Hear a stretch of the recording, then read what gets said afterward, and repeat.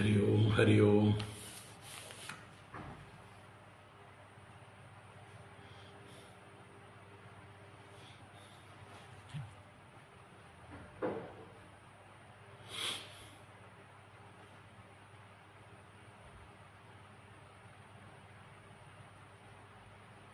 നാരായണ. ഹരി ഓം ഹരി ഓം. എല്ലാവർക്കും നമസ്കാരം. ഹരി ഓം.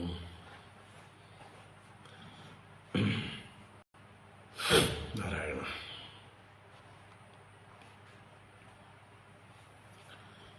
വിജയരാഘവൻ മാഷ്ക്ക് പ്രത്യേക നമസ്കാരം. പുട്ടപ്പുറത്തി നിന്നാണ് അല്ലേ? മാഷയുടെ പിറന്നാൾ കഴിഞ്ഞു 2 ദിവസം മുമ്പേ. തിരക്കിൽ അറിയിക്കാൻ പറ്റിയില്ല.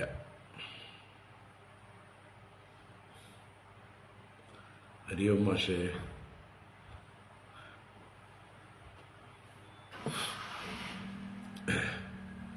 വൈകിയ പിറന്നാൾ ആശംസകൾ മാഷ്ക്ക്. മിഥുനമാസത്തിൽ പൂയം.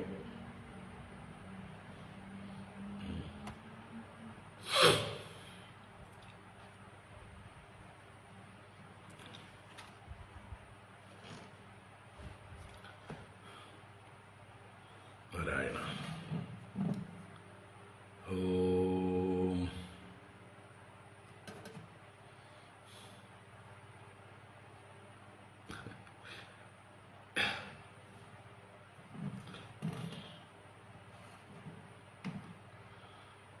ശുക്ലാംബരധരം വിഷ്ണും ശശിവർണം ചതുർഭുജം പ്രസന്നവദനം ധ്യായേത് സർവവിഘ്നോപശാന്തയേ.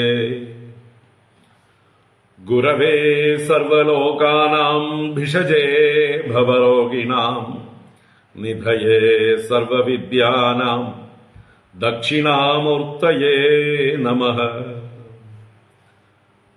ജന്മാദ്യസ്യ യതോന്വയാദിതരതശ്ചാർത്ഥേഷ്വഭിജ്ഞസ്വരാട് തേനേ ബ്രഹ്മഹൃദായ ആദികവയേ മുഹ്യന്തി യത്സൂരയഃ. തേജോ വാരിമൃതാം യദാ വിനിമയോ യത്ര ത്രിസർഗോ മൃഷാ ധാംനാ സ്വേന സദാ നിരസ്തകുഹകം സത്യം പരം ധീമഹി. ധർമ്മഃ പ്രോജ്ജിതകൈതവോത്ര പരമോ നിർമ്മത്സരാണാം സതാം. വേദ്യം വാസ്തവമത്ര വസ്തു ശിവദം താപത്രയോന്മൂലനം. ശ്രീമദ്ഭാഗവതേ മഹാമുനികൃതേ കിം വാ പരൈരീശ്വരഃ. സദ്യോ ഹൃദ്യവരുദ്ധ്യതേത്ര കൃതിഭിഃ ശുശ്രൂഷുഭിസ്തൽക്ഷണാത്.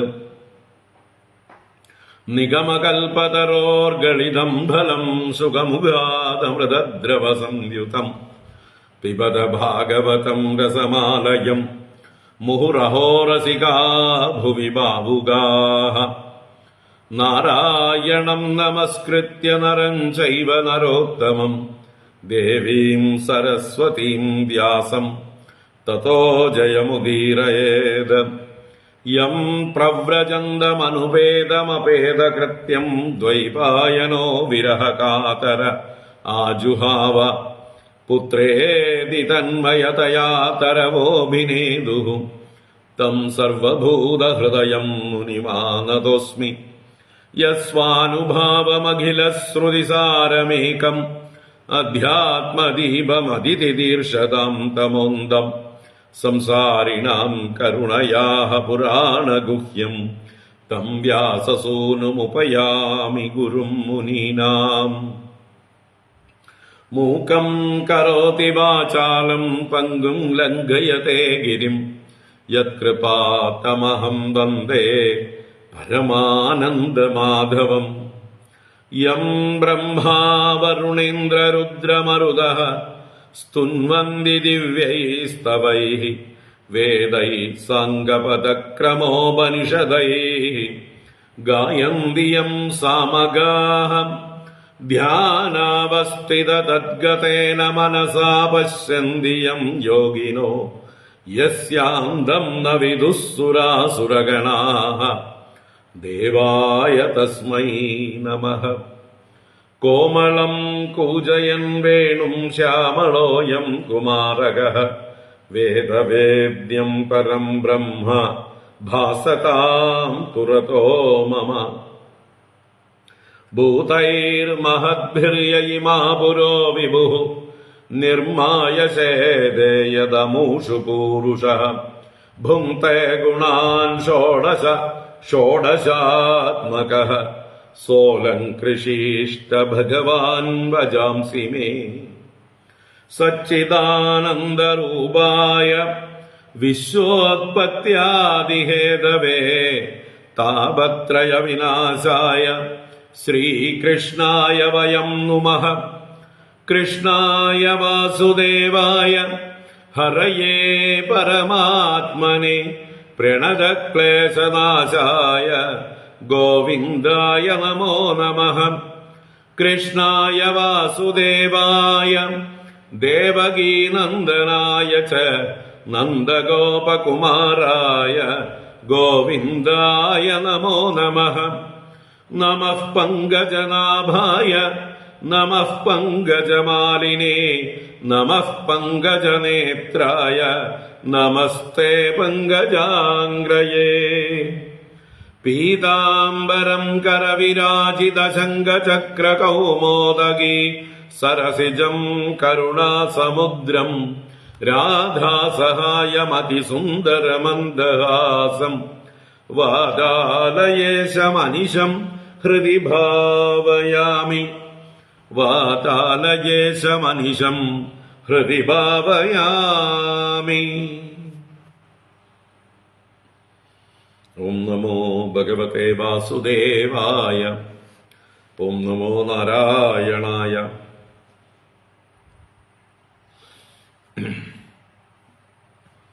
ശ്രീ ഗുരുവായൂരപ്പ ശരണം.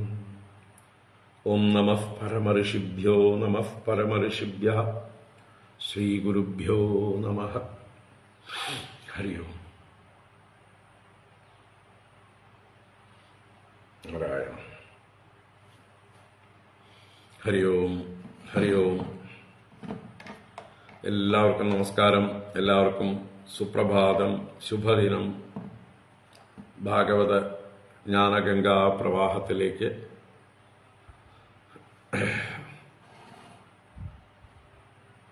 സ്വാഗതം. സ്വാഗതം.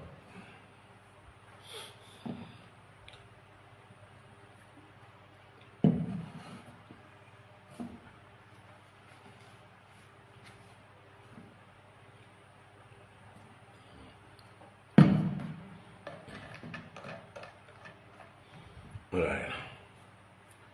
നാരായണ.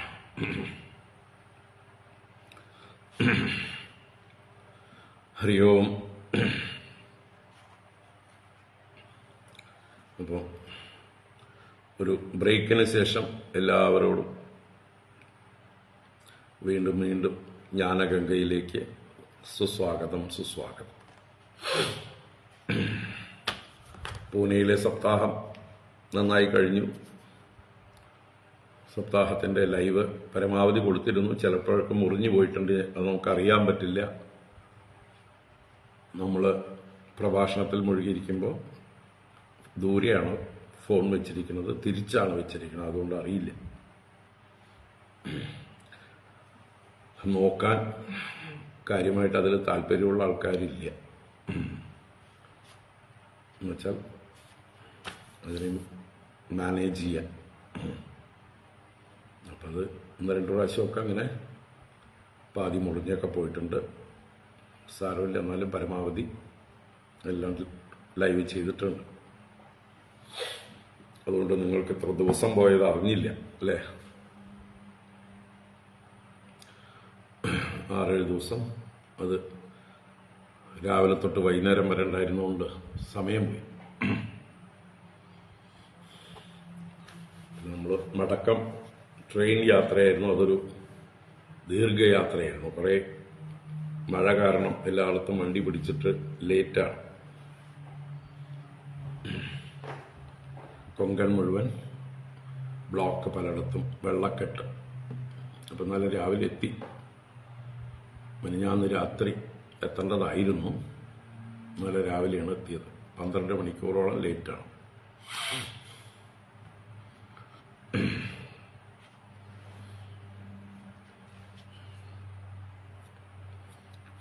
ഇനിയിപ്പോൾ നമുക്ക് കർക്കിടക മാസം, രാമായണ മാസം തിരക്കാവുന്നത് വരെ ഭാഗവത ജ്ഞാനഗംഗ തുടരാം.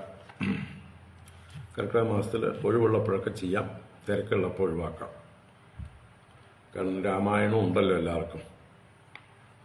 നിങ്ങൾക്കുണ്ട് അവരവരുടെ പാരായണങ്ങളും, എനിക്കുണ്ട് പാരായണങ്ങളും പ്രഭാഷണങ്ങളും പരിപാടികളും.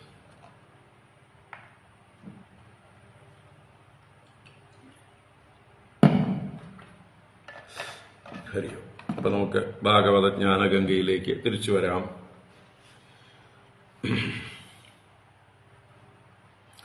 ഭാഗവത ജ്ഞാനഗംഗ നവമസ്കന്ധത്തിലെ 20-ാം അധ്യായത്തിലേക്ക് പ്രവേശിക്കുകയാണ്. പൂരുവംശം പറയാൻ തുടങ്ങുകയാണ്. ഇതുവരെ യയാതിയുടെ ചരിത്രമാണ് പറഞ്ഞത്.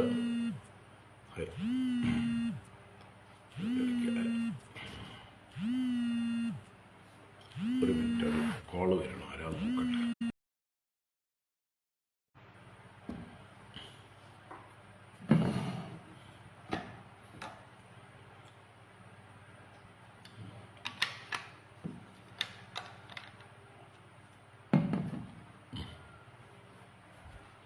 നാരായണ. അപ്പോ യയാതിയുടെ എന്താ പറയുക, അതിഗംഭീരമായ കഥ, നമുക്കെല്ലാം ഉൾക്കൊള്ളാനുള്ള പാഠങ്ങൾ യയാതി നമുക്ക് പറഞ്ഞു തന്നു. ന ജാതു കാമാൻ കാമാനാം ഉപഭോഗേന ശാമ്യത്തെ ഹവിഷാ കൃഷ്ണവർമ്മേവ ഭൂയയേവ വിവർദ്ധതേ. ഇതെങ്കിലും യയാതി ചരിതത്തിൽ നിന്ന് ഓർമ്മ വയ്ക്കുക. അതിലാണ് യയാതി ചരിതത്തിന്റെ മർമ്മം കിടക്കുന്നത് എന്ന് പറഞ്ഞു. യയാതിയും ദേവയാനിയും പിന്നീടും വൈരാഗ്യം വന്ന് മുക്തരായി തീർന്ന കഥ വരെയാണ് പറഞ്ഞത്. ഇനി അവരുടെ വംശം, യയാതിയുടെ 5 മക്കളിൽ ഏറ്റവും ഇളയവനായ പൂരുവാണ് അച്ഛന് യൗവനം കൊടുത്തത്. അതുകൊണ്ട് തന്നെ ആ പൂരുവിനെയാണ് മഹാരാജാവാക്കുന്നത്. മറ്റുള്ളവർ പൂരുവിനെ അനുസരിക്കുന്ന സാമന്തന്മാരായി 4 ദിക്കുകളുടെ അധിപന്മാരായി തീരുന്നു. അപ്പോൾ ആ പൂരുവംശമാണെന്ന് ആദ്യം പറയുന്നത്. അത് കഴിഞ്ഞ് മറ്റുള്ളവരുടെ വംശവും ചുരുക്കി പറയും. പൂരുവംശത്തിലാണ് മഹാഭാരത കഥയിൽ വരുന്ന ഭരതനും അതുപോലെ കൗരവന്മാരും പാണ്ഡവന്മാരും ഒക്കെ വരുന്നത്.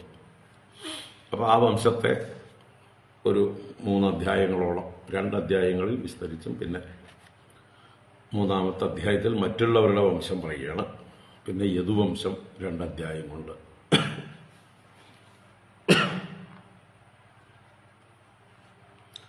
നമുക്ക് നോക്കാം, വായിക്കാം.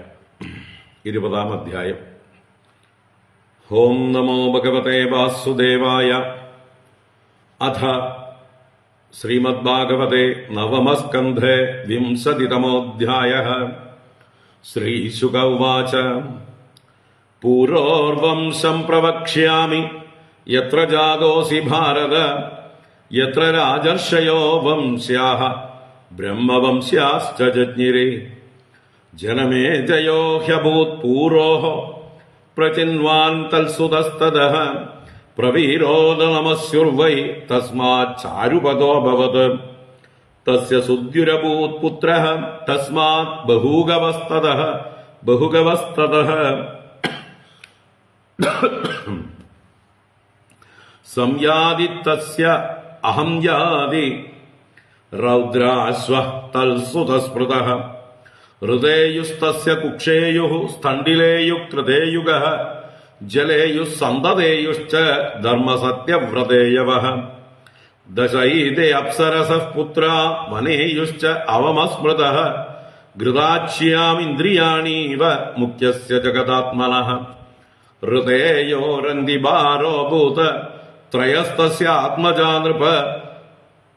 സുമതിർധ്രുവോ അപ്രതിരഥഃ കണ്ണോ അപ്രതിരഥാത്മജഃ തസ്യ മേധാദിതിസ്തസ്മാത് പ്രസ്കണ്വാദ്യാദ്വിജാതയഃ പുത്രോ ഭൂത്സുമതേരൈഭ്യോ ദുഷ്യന്തസ്തൽസുതോ മതഃ ദുഷ്യന്തോ മൃഗയാം വ്യാതഃ കണ്വാശ്രമപദം ഗതഃ തത്രാസീനാം സ്വപ്രഭയാ മണ്ഡയന്തീം രമാം ഇവ വിലോക്യ സദ്യോ മുമുഹേ ദേവമായാമിവ സ്ത്രിയം ബഭാഷേ താംബരാരോഹാം ഭടൈ കതിപയൈർവൃതഃ തദ്ദർശന പ്രമുദിതഃ സന്നിവൃത്ത പരിശ്രമഃ പപ്രച്ഛ കാമസന്തപ്തഃ പ്രഹസൻ ശ്ലക്ഷ്ണയാ ഗിരാ കാത്വം കമലപത്രാക്ഷീ കസ്യാസി ഹൃദയംഗമേ കിം വാ ചികീർഷിതം ത്വത്ര ഭവത്യാ നിർജ്ജനേ വനേ വ്യക്തം രാജന്യതനയാം വേദ്മ്യഹം ത്വാം സുമദ്യമേ നഹി ചേതഃ പൗരവാണാം അധർമ്മേ രമതേ ക്വചിത്. ശകുന്തളോവാച വിശ്വാമിത്രാത്മജൈവാഹം ത്യക്താ മേനകയാ വനേ വേദൈതദ്ഭഗവാൻ കണ്വോ വീര കിം കരവാമതേ ആസ്യതാം ഹ്യരവിന്ദാക്ഷ ഗൃഹ്യതാം അർഹണം ച നഃ ഭുജ്യതാം സന്ധിനീവാരാഃ ഉഷ്യതാം യദി രോചതേ. ദുഷ്യന്ത ഉവാച ഉപപന്നമിദം സുബ്രു ജാതായാ കുശികാന്വയേ സ്വയം ഹി വൃണുതേ രാജ്ഞാം കന്യകാ സദൃശം വരം ഓമിത്യുക്തേ യഥാ ധർമ്മം ഉപയേമേ ശകുന്തളാം ഗാന്ധർവവിധിനാ രാജാ ദേശകാല വിധാനവിത് അമോഘ വീര്യോ രാജർഷിഃ മഹിഷ്യാം വീര്യമാദദേ സ്വഭൂതയേ സ്വപുരം ജാതഃ കാലേനാസൂതസാസുതം കണ്വകുമാരസ്യ വനേ ചക്രേ സമുചിതാ ക്രിയാഃ ബദ്ധ്വാ മൃഗേന്ദ്രാൻ തരസാ ക്രീഡതി സ്മ സ ബാലകഃ തം ദുരത്യയ വിക്രാന്തം ആദായ പ്രമദോത്തമ ഹരേരംശാംശ സംഭൂതം ഭർത്തുരന്തികമാഗമത് യദാ ന ജഗൃഹേ രാജാ ഭാര്യാ പുത്രൗ അനിന്ദിതൗ ശൃണ്വതാം സർവഭൂതാനാം ഖേവാക് ആഹ അശരീരിണി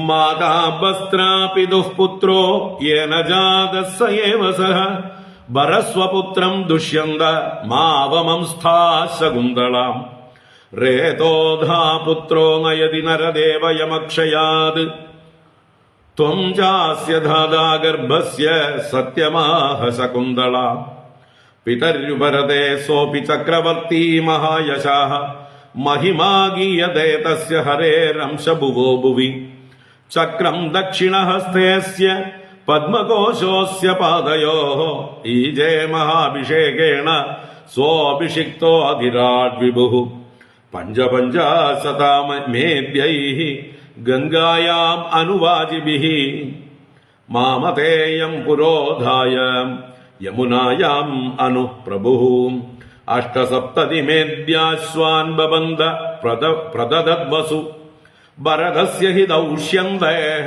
അഗ്നിസാചീ ഗുണേ ചിതഃ സഹസ്രം ബദ്വശോ യസ്മിൻ ബ്രാഹ്മണാ ഗാ വിവേചിരേ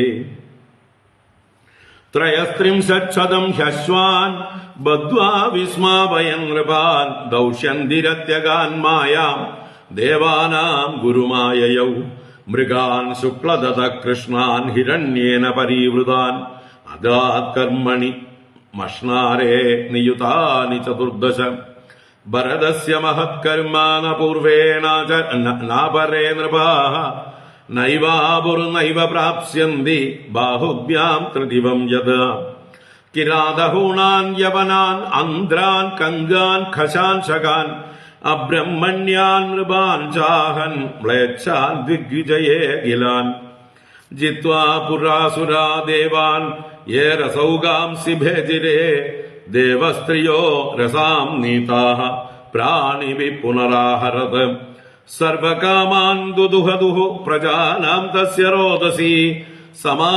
സമാസ്ത്രിണവസാഹ സ്ത്രീഃ ദിക്ഷു ചക്രമവർത്തയത് സ സമ്രാട് ലോകപാലാഖ്യമൈശ്വര്യമധിരാട് ശ്രിയം ചക്രം ചാസ്ഖലിതം പ്രാണാൻ മൃഷേത്യുപരരാമഃ തസ്യാസൻ നൃപവൈദർഭ്യഃ പത്ന്യസ്തിസ്രസ്സു സമ്മതാഃ ജഗ്നുസ്ത്യാഗഭയാത് പുത്രാ നാനുരൂപായിതീരിതേ തസ്യൈവം വിദതേ വംശേ തദർത്ഥം യജതസുതം മരുൾസ്തോമേന മരുതോ ഭരദ്വാജമുപാദദുഃ അന്തർവത്ന്യാം ഭ്രാതൃപത്ന്യാം മൈഥുനായ ബൃഹസ്പതിഃ പ്രവൃത്തോ വാരിതോ ഗർഭം സപ്ത്വാ വീര്യമവാസൃജത് തം തെക്തു കാമാം മമതാം ഭർതൃത്യാഗവിശങ്കിതാം നാമനിർവചനം തസ്യ ശ്ലോകമേനം സുരാജഗുഃ മൂഢേ ഭരദ്വാജമിമം ഭരദ്വാജം ബൃഹസ്പതേ യാതൗ യദുക്ത്വാ പിതരൗ ഭരദ്വാജസ്തൽ തതസ്ത്വയം ചോദ്യമാനാസുരൈരേവം മത്വാ വിതതമാത്മജം വ്യസൃജന്മരുതോ ബിഭ്രൻ ദത്തോയം വിതതേന്മയേ. ഹരി ഓം. ഇത് ശ്രീമദ്ഭാഗവതേ മഹാപുരാണേ പാരമഹംസ്യാം സംഹിതായാം നവമസ്കന്ധേ വിംശതിതമോऽധ്യായഃ. സർവത്ര ഗോവിന്ദനാമ സങ്കീർത്തനം. ഗോവിന്ദ ഗോവിന്ദ. നാരായണാഖില ഗുരോ ഭഗവൻ നമസ്തേ.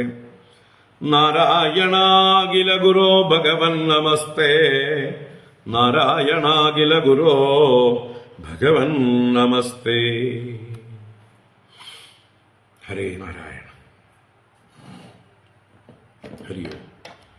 എല്ലാവർക്കും ഒരിക്കൽ കൂടെ നമസ്കാരം. എല്ലാവർക്കും സുസ്വാഗതം, സുപ്രഭാതം.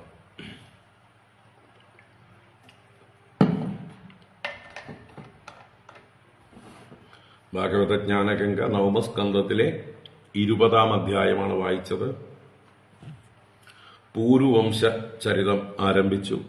ആ പൂരുവിന്റെ വംശത്തിൽ ദുഷ്യന്തപുത്രനായി ഭരതൻ ജനിച്ചതും ആ ഭരതന്റെ ചരിതവുമാണ് ഈ അധ്യായത്തിൽ അവസാനം വരെ പറഞ്ഞത്.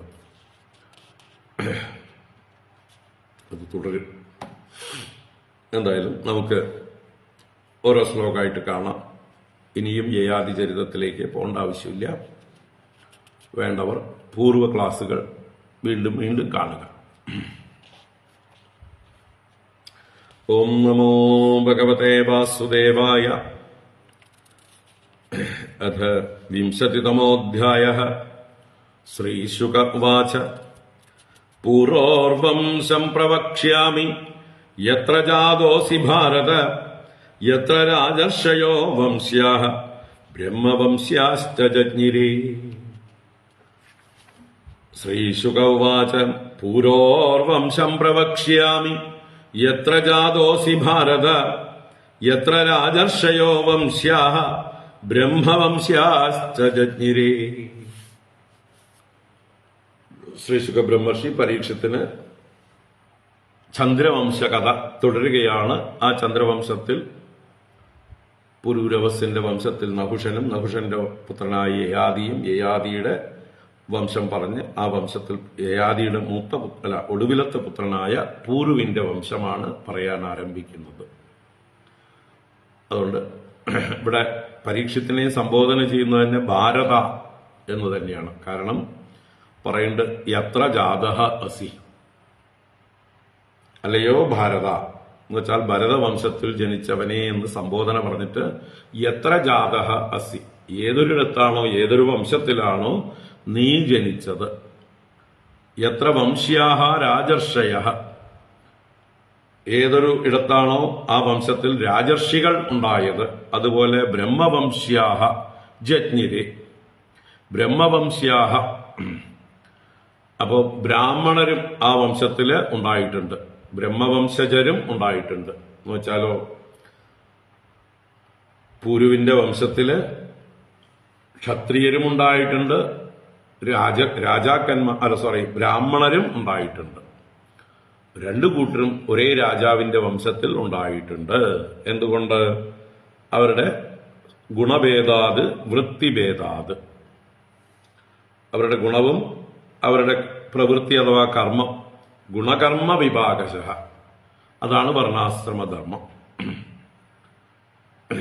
അപ്പൊ ഇതൊക്കെ ഒന്ന് മനസ്സിൽ ഉറപ്പിച്ചു വെക്കുക. ഇതാണ് യഥാർത്ഥ വർണ്ണാശ്രമധർമ്മം. അല്ലാതെ ഇന്ന് കാണുന്ന ജാതി വ്യവസ്ഥകളൊന്നും വർണ്ണാശ്രമധർമ്മം അല്ല.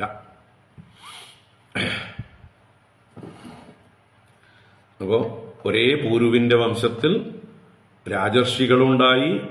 ബ്രഹ്മവംശ്യാഹ ജജ്ഞിരേ, ബ്രാഹ്മണ വംശജരായിട്ടുള്ള അഥവാ ബ്രഹ്മവംശത്തെ അഭിവൃദ്ധിപ്പെടുത്തുന്ന സന്തതികളും ജനിച്ചു. അങ്ങനെയുള്ള പൂരോഹോ വംശം പ്രവക്ഷ്യാമി, ആ പൂരുവിന്റെ വംശത്തെ നിലക്കായിക്കൊണ്ട് നന്നായി പറഞ്ഞു തരാം. പ്രകർഷേണ വക്ഷ്യാമി എന്ന് ആമുഖമായി പറയുകയാണ്. ജന്മേജയോ ഹ്യഭൂത്പൂരോഹ പ്രചിന്വാൻ തൽസുതസ്തതഃ പ്രവീരോദ നമസ്യുർവൈ തസ്മാച്ചാരുപദോ ഭവത് തസ്യ സുദ്യുരഭൂത് പുത്രഃ തസ്മാത് ബഹുഗവസ്തതഃ സംയാതി തസ്യാഹം യാതി രൗദ്രാശ്വസ്തൽസുതസ്മൃതഃ. ജന്മേജയോ ഹ്യഭൂത് പൂരോഹ പ്രചിന്വാൻ തൽസുതസ്തതഃ പ്രവീരോദ നമസ്യുർവൈ തസ്മാച്ചാരുപദോ അഭവത്. പൂരോഹോ ജന്മേജയോ അഭൂത്. ജന്മേജയൻ ജനമേജയൻ എന്നും പറയാം. നമ്മുടെ പരീക്ഷത്തിന്റെ പുത്രൻ ജനമേജയനാണ്. ആ ജനമേജയൻ അല്ല എന്ന് പരീക്ഷത്തിന് നല്ലോണം അറിയാം. കാരണം കേൾക്കുന്നത് പരീക്ഷത്താണ്. അപ്പൊ ഏതായാലും പൂരുവിന്റെ പുത്രനായിട്ട് ജനമേജയൻ ഉണ്ടായിരുന്നു. അപ്പൊ പരീക്ഷത്തിന്റെ പുത്രൻ ജനമേജയൻ അതിന്റെ എത്രാമത്തെയോ തലമുറയാണ്. എത്രയോ തലമുറകൾ കഴിഞ്ഞിട്ടുള്ളതാണ്. എത്ര ജനമേജയന്മാർ വേണമെങ്കിൽ ഒരു കുടുംബത്തില് പരമ്പരയാളുണ്ടാവാം. അപ്പൊ എന്തായാലും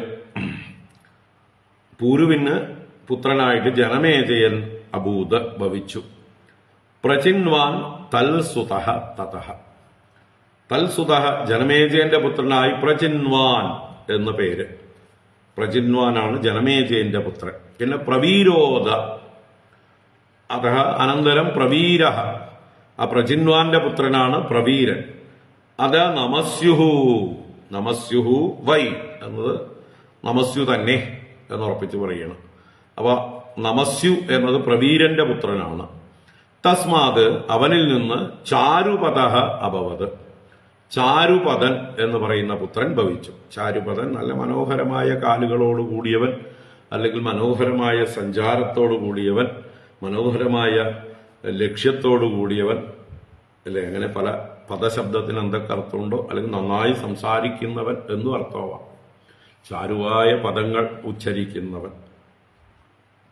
എന്തായാലും അദ്ദേഹത്തിന്റെ നമസ്യുവിന്റെ പുത്രനാണ് ചാരുപദൻ. അപ്പോ പൂരുവിന്റെ വംശത്തിൽ ജനമേജയൻ, പ്രചിന്വാൻ, പ്രവീരൻ, നമസ്യു, ചാരുപദൻ 5 തലമുറയായി കഴിഞ്ഞു. ഇനിയും തുടരുകയാണ്. തസ്യ സുദ്യുഹു അഭൂത് പുത്രഃ തസ്മാത് ബഹുഗവ തതഃ സംയാതി തസ്യാഹം യാതി രൗദ്രാശ്വഃ തൽസുത സ്മൃതഃ. ഇനിയും അടുത്ത തലമുറകൾ തുടരുകയാണ്. ആ ചാരുപദനിൽ നിന്ന് തസ്യ സുദ്യുഹു അഭൂത്, സുദ്യു എന്ന പുത്രനുണ്ടായി. ഇനി പുത്രഃ തസ്മാത് ബഹുഗവഃ. അവന്റെ പുത്രൻ സുദ്യുവിന്റെ പുത്രനാണ് ബഹുഗവൻ. ധാരാളം പശുക്കളുള്ളവനോ അല്ലെങ്കിൽ വലിയ ഇന്ദ്രിയ ബഹിർമുഖനോ എന്താണെന്നറിയില്ല.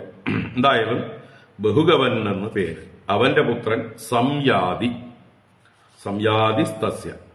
അപ്പൊ സംയാതി എന്നുള്ളത് ബഹുഗവന്റെ പുത്രൻ. തസ്യ അഹംയാതി. അവന്റെ പുത്രനാണ് സംയാതിയുടെ പുത്രൻ അഹംയാതി. അവന്റെ പുത്രനായിട്ട് രൗദ്രാശ്വഃ തൽസുത സ്മൃതഃ. അഹംയാതിയുടെ പുത്രൻ രൗദ്രാശ്വൻ. പിന്നെയും വംശം തുടരുകയാണ്. ഹൃദയുസ്തസ്യ കുക്ഷേയുഃ സ്തണ്ഡിലേയുകൃതേയുഗഃ ജലേയുസ്സന്തതേയുശ്ച ധർമ്മ സത്യവ്രതേയവഃ ദശൈതേ അപ്സരസഃ പുത്രാവനേയുശ്ചാവമസ്മൃതഃ ഘൃതാച്യാം ഇന്ദ്രിയാണീവ മുഖ്യസ്യ ജഗദാത്മനഃ ഹൃദയുസ്തസ്യ കുക്ഷേയുഃ സ്തണ്ഡിലേയുഃ കൃതേയുഗഃ ജലേയുസ്സന്തതേയുശ്ച ധർമ്മസത്യവ്രതേയവഃ ദശൈതേ അപ്സരസഃ പുത്രാവനേയുശ്ചാവമസ്മൃതഃ ഘൃതാച്യാം ഇന്ദ്രിയാണീവ മുഖ്യസ്യ ജഗദാത്മനഃ. അപ്പൊ ഇനി തസ്യ ഹൃദയുഹു, ആരാ അവസാനം പറഞ്ഞത്? കഴിഞ്ഞ ശ്ലോകത്തിലെ രൗദ്രാശ്വൻ. അപ്പൊ രൗദ്രാശ്വൻ എന്ന ആളുടെ പുത്രന്മാരെ 10 പേരെ എണ്ണി പറയുന്നുണ്ട്. എല്ലാവരും ഒരേപോലെ. ഹൃദയു, കുക്ഷേയു, സ്തണ്ടിലേയു, കൃതയുഗ, ജലേയു, സന്തതേയു, ധർമ്മസത്യേയു, വ്രതേയു. 8. ധർമ്മേയു, സത്യേയു, വ്രതേയു. ഹൃദയു, കുക്ഷേയു, സ്തണ്ടിലേയു, കൃതേയു, പിന്നെ ജലേയു, സന്തതേയു, ധർമ്മേയു, സത്യേയു, വ്രതേയു, വനേയു അടുത്ത ഇതിൽ പറഞ്ഞിട്ടുണ്ട്. ദശൈതേ അപ്സരസപുത്ര വനേയുശ്ച അവമഹ. വനേയു, ഇങ്ങനെ 10 പുത്രന്മാര്. വനേയുശ്ച അവമഹ എന്ന് പറഞ്ഞാൽ ഏറ്റവും ഇളയവനായിട്ട് വനേയുവും. ആദ്യം 9 പേരെ പറഞ്ഞ് പിന്നെ 10ാമനെ പറഞ്ഞു. അപ്പൊ ആരുടെ പുത്രന്മാരാണ്? ഈ രൗദ്രാശ്വന് ഘൃതാച്യാം അപ്സരസഹ പുത്രാഹ. ഘൃതാജി എന്ന് പറയുന്ന ഒരു അപ്സരസിന് ഉണ്ടായ പുത്രന്മാരാണ്. ആർക്ക്? രൗദ്രാശ്വൻ എന്ന പൂർവംശജന്. രൗദ്രാശ്വൻ അച്ഛൻ, ഭാര്യ ഘൃതാജി എന്ന് പറയുന്ന അപ്സരസ്. ആ അപ്സരസിന് 10 മക്കളുണ്ടാകുന്നു ഈ രൗദ്രാശ്വന്. അവരാണ് ഹൃദയു, കുക്ഷേയു, സ്തണ്ടിലേയു, കൃതേയു, ജലേയു, സന്തതേയു, ധർമ്മേയു, സത്യേയു, വ്രതേയു, വനേയു. അതിൽ വനേയു അവസാനത്തവൻ. അപ്പൊ അതിനൊരു ഉദാഹരണം പറഞ്ഞാണ് ഇന്ദ്രിയാണീവ മുഖ്യസ്യ ജഗതാത്മനഃ. മുഖ്യൻ എന്നാൽ മുഖ്യപ്രാണൻ. അപ്പൊ പ്രാണന് 10 ഇന്ദ്രിയങ്ങൾ എന്ന പോലെ എന്ന്. രൗദ്രാശ്വൻ എന്ന പ്രാണന് 10 മക്കൾ, 10 ഇന്ദ്രിയങ്ങളെ പോലെ. 5 ജ്ഞാനേന്ദ്രിയങ്ങൾ, 5 കർമ്മേന്ദ്രിയങ്ങൾ. പ്രാണനാൽ നിയന്ത്രിക്കപ്പെടുന്നതാണ് ഈ ഇന്ദ്രിയങ്ങളെല്ലാം. അപ്പൊ അനുസരണയുള്ളവർ എന്നർത്ഥത്തെ സൂചിപ്പിക്കാനാണ്. മുഖ്യസ്യ പ്രാണസ്യ ജഗതാത്മനഃ മുഖ്യസ്യ പ്രാണസ്യ ദശ ഇന്ദ്രിയാണീവ രൗദ്രാശ്വസ്യ 10 പുത്രാണി അഭവന് എന്നർത്ഥം. 10 പുത്രന്മാർ ഭവിച്ചു. അയാളുടെ ഭാര്യയുടെ പേരാണ് ഘൃതാചി, ഈ 10 പേരുടെയും അമ്മ. ഇനി ഇതിൽ വനേയു ആണ് പ്രമുഖനായി തീരുന്നത്. വനേയുവാണ് അടുത്ത രാജാവാകുന്നത് എന്ന് പറയണം. അല്ലെങ്കിൽ മറ്റുള്ളവരുടെ മക്കളെ കുറിച്ച് സൂചനകളും നൽകുന്നുണ്ട്. ഹൃദയോരന്തിഭാരോ ഭൂത് ത്രയസ്തസ്യ ആത്മജാ നൃപ സുമതിർ ധ്രുവോ അപ്രതിരത കണ്വോ അപ്രതിരതാത്മജ.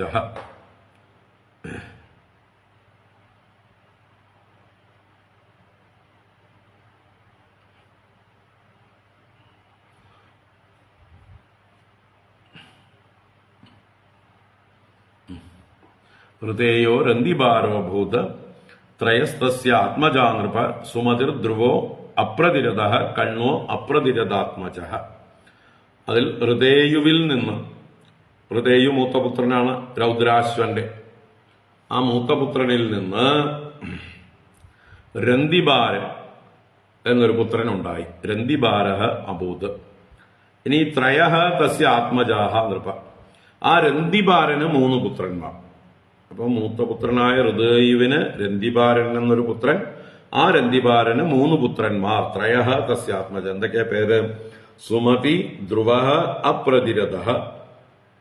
3 പേരെ പറഞ്ഞു. സുമതി, ധ്രുവ, അപ്രതിരത. എന്നിട്ട് കണ്വഹ അപ്രതിരത ആത്മജ. അതിൽ അവസാനം പറഞ്ഞ അപ്രതിരതന്റെ പുത്രനാണ് കണ്വൻ. അപ്രതിരതന്റെ പുത്രനായിട്ട് കണ്വൻ ഉണ്ടായി എന്നാണ്. എന്നിട്ട് തസ്യ മേധാദിസ്തസ്മാത് പ്രസ്കണ്വാദ്യാദ്വിജാതയഃ പുത്രോ ഭൂത് സുമതേരൈഭ്യോ ദുഷ്യന്തസ്തൽസുതോ സ്മൃതഃ. തസ്യ മേധാദിസ്തസ്മാത് പ്രസ്കണ്വാദ്യാദ്വിജാതയഃ പുത്രോ ഭൂത് സുമതേരൈഭ്യോ ദുഷ്യന്തസ്തൽസുതോ സ്മൃതഃ. തസ്യ മേധാദിദിഹി എന്ന് പറഞ്ഞാൽ കണ്വൻ എന്ന് പറഞ്ഞ അപ്രതിരതന്റെ പുത്രന്റെ പുത്രനായിട്ട് മേധാദിതി. മേധാദിദിഹി തസ്മാത്, ആ മേധാദിതിയിൽ നിന്ന് പ്രസ്കണ്വാദ്യാ ദ്വിജാതയഃ പ്രസ്കണ്വൻ മുതലായ ബ്രാഹ്മണരുണ്ടായി. അപ്പൊ ഇതുവരെ ക്ഷത്രിയരായിരുന്നു, പിന്നീട് ബ്രാഹ്മണ വംശം അവിടുന്ന് ആരംഭിക്കുന്നു. മേധാതിഥിയിൽ നിന്ന് പ്രസ്കണ്വൻ മുതലായ ബ്രാഹ്മണർ ഉണ്ടായി. പ്രസ്കണ്വാദ്യ ദ്വിജാതയ. പുത്രോ അഭൂത് സുമതേഹ രൈഭ്യ.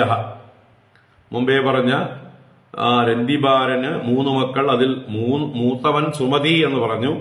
ആ സുമതിക്ക് പുത്രനായിട്ട് രൈഭ്യൻ ഉണ്ടായി. സുമതിയുടെ പുത്രനായിട്ട് രൈഭ്യൻ. പുത്രോ അഭൂത് സുമതേ രൈഭ്യോ ദുഷ്യന്ത തൽസുതോ സ്മൃത. ഈ രൈഭ്യന്റെ പുത്രനായിട്ടാണ് ദുഷ്യന്തൻ പറയപ്പെടുന്നത്. അപ്പൊ ദുഷ്യന്തന്റെ അച്ഛന്റെ പേര് സുമതി, സുമതിയുടെ അച്ഛന്റെ പേര് ദുഷ്യന്തന്റെ അച്ഛന്റെ പേര് രൈഭ്യൻ, രൈഭ്യന്റെ അച്ഛന്റെ പേര് സുമതി, സുമതിയുടെ അച്ഛന്റെ പേര് രന്തിബാരൻ, രന്തിബാരന്റെ അച്ഛൻ ഹൃദയു, ഹൃദയുവിന്റെ അച്ഛൻ രൗദ്രാശ്വ. പിന്നീട് ട്രാക്ക് പൂരുവിലേക്ക് തന്നെ നേരെ പോകുന്നു. അപ്പൊ പൂരുവംശത്തില് ഇന്ന് രൗദ്രാശ്വന്റെ മൂത്ത പുത്രനായ ഹൃദയുവിന്റെ പുത്രനായ രന്തിബാരന്റെ പുത്രനായ സുമതിയുടെ പുത്രനായ രൈഭ്യന്റെ പുത്രനായിട്ടാണ് ദുഷ്യന്തന്റെ ജന്മം. ഈ ദുഷ്യന്തന്റെ കഥ എല്ലാവർക്കും അറിയാലോ. ദുഷ്യന്തൻ അല്ലെ, ശാകുന്തളം, അഭിജ്ഞാന ശാകുന്തളം കഥയിലെ ഒരു നായകനാണ്, ശകുന്തളയുടെ നായകൻ. അപ്പോൾ ആ കഥയിലേക്ക് ഇനി വരികയാണ്. ആ ശാകുന്തളം കഥ അല്ലെങ്കിൽ ദുഷ്യന്തന്റെ കഥ ചുരുക്കി പറയുകയാണ്.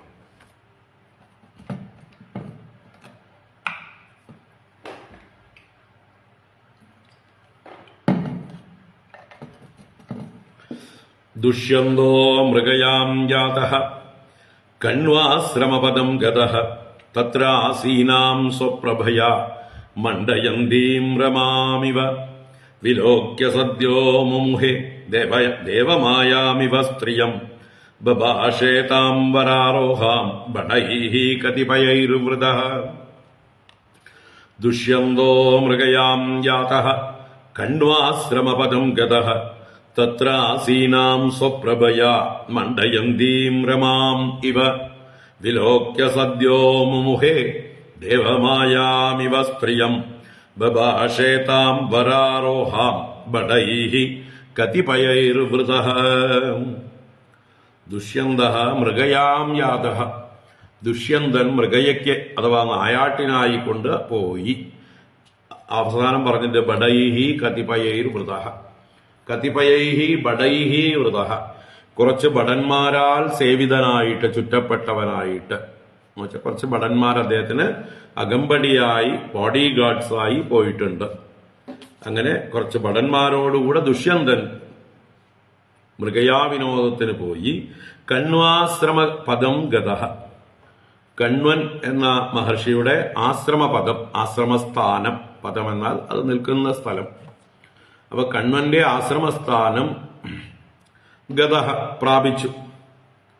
അവിടെ ചെന്നപ്പോഴോ തത്ര ആസീനാം സ്വപ്രഭയാ മണ്ഡയന്തീം രമാമിവ വിലോക്യ സദ്യോ മുമുഹേ ദേവമായാമിവ സ്ത്രിയം. അവിടെ തത്ര ആസീനാം സ്ത്രിയം, അവിടെ ഇരിക്കുന്ന ഒരു സ്ത്രീയെ കണ്ടു. എങ്ങനെയുണ്ട്? സ്വപ്രഭയാ മണ്ഡയന്തീം, തന്റെ സ്വന്തം പ്രഭാ കാന്തി കൊണ്ട് മണ്ഡയന്തി, ആശ്രമത്തെ മുഴുവൻ അലങ്കരിക്കുന്നു അവള് തന്റെ കാന്തി കൊണ്ട്. അപ്പൊ ആ ആശ്രമപദത്തിന് തന്നെ ഒരു ഭൂഷണമായി, കാന്തിയായി പ്രശോഭിക്കുന്നു അവിടെ ഒരു സ്ത്രീ. ആ സ്ത്രീ രമാമിവ, ലക്ഷ്മീദേവിയെ പോലെയുണ്ട്. ദേവമായാമിവ എന്നും പറഞ്ഞു. ദേവമായയെ പോലെയുള്ളവൾ, ദേവന്റെ മായ, വിഷ്ണുമായയെ പോലെ തന്നെയുള്ള, അല്ലെങ്കിൽ ലക്ഷ്മി ദേവിയെ പോലെ തന്നെ ഇരിക്കുന്ന തന്റെ കാന്തി കൊണ്ട് ആ ആശ്രമപദത്തെ അലങ്കരിക്കുന്നവളായ അവളെ കണ്ടിട്ട് വിലോക്യ സദ്യോ മുമുഹേ, പെട്ടെന്ന് തന്നെ മോഹിതനായി തീർന്നു. അല്ലേ? ഇതാണ് ലവ് അറ്റ് ഫസ്റ്റ് സൈറ്റ് എന്ന് പറയുന്ന പോലെ. ഒറ്റ നോട്ടത്തിൽ തന്നെ ഉള്ളില് എന്തോ ഒരു ചലനമുണ്ടായി. ദുഷ്യന്തന്റെ ഉള്ളില് അദ്ദേഹത്തിന് മോഹമുണ്ടായി. ഇവളുമായിട്ട് എന്തോ ഒരു ബന്ധം തോന്നി. ഇവൾ തനിക്ക് പറ്റിയവളാണ്, തന്റെ ഭാര്യയാവേണ്ടവളാണ് എന്നൊക്കെയുള്ള ചിന്ത ഉള്ളിലുദിച്ചു. അതാണ് മോഹം. അതാണ് മുമുഹേ. ഉടനെ അവളെ കണ്ട ഉടനെ സദ്യോ മുമുഹേ വിലോക്യ, എന്നിട്ടോ താം വരാരോഹാം ബഭാഷേ, ആ വരാരോഹയോട് എന്ന് പറഞ്ഞാൽ ശ്രേഷ്ഠമായ സ്തനങ്ങളോടുകൂടിയ സുന്ദരിയായ അവളോട് ബഭാഷേ, അവളോട് ഭാഷണം ചെയ്തു. അപ്പോ ആ ദുഷ്യന്തൻ അവിടെ കണ്ട കണ്വാശ്രമ പദത്തിൽ കണ്ട ആ കന്യകയോട്, സുന്ദരിയോട്, ലക്ഷ്മീദേവിയെ പോലെയുള്ള അവളോട്, അവളെ കണ്ട് മോഹിതനായിക്കൊണ്ട് ഇപ്രകാരം പറഞ്ഞു. എന്തൊക്കെയാണ് ആ ദുഷ്യന്തൻ ശകുന്തളയോട് പറയുന്നത്?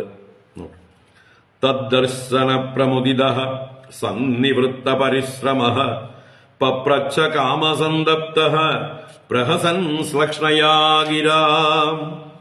കുറച്ചുകൂടി പറയുന്നു അദ്ദേഹം എങ്ങനെയാണ് ചോദിച്ചത് എന്നുള്ളതിനെ വിശദീകരിക്കുകയാണ്.